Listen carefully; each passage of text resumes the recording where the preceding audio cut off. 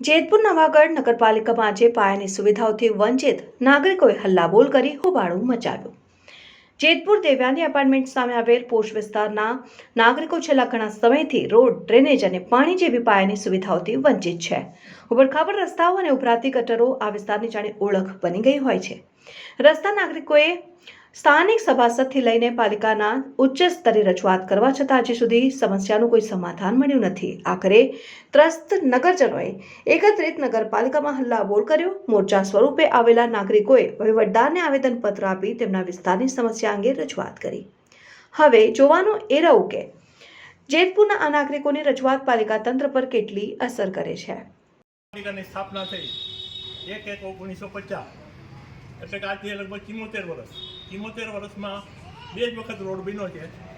આજથી 45 વર્ષ પહેલાં ડામર રોડ બનાવેલો અને એ પછી 20 વર્ષ પહેલાં જ્યારે અજીતસિંહ જાડેજા પ્રમુખ હતા ત્યારે મારા મૈત્રી ભાવને લાગણીને માન આપી અને એમણે આ રસ્તો બનાવી આપેલો।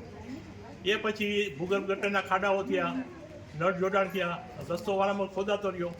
અમે વારંવાર રજૂઆતો કરતા રહ્યા પણ હજી સુધી કોઈ નગરપાલિકા તંત્રએ ક્યાંય ધ્યાન આપ્યું નથી। આ તમે નજરે જુઓ છો, ખાડામાં પાણી ભરાયેલા છે, બાળકો રમતા હોય તો પડી જાય, વાહનો ચલાવી શકાય નહીં એવી સ્થિતિ આ રોડની છે અને વારંવારની રજૂઆત છતાં ધ્યાન આપતા નથી। અને હવે જો ધ્યાન આપવામાં નહીં આવે તો અમે આ વિસ્તારના નાગરિકોએ નક્કી કર્યું છે કે આવનારી લોકસભાની ચૂંટણીનો બહિષ્કાર કરવો અને ભવિષ્યમાં બીજી જે કંઈ ચૂંટણી આવે બધી બહિષ્કાર કરવો।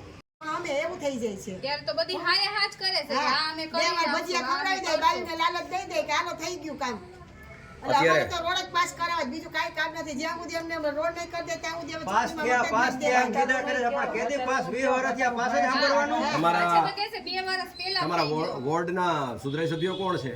નામ આપણે કોણ છે?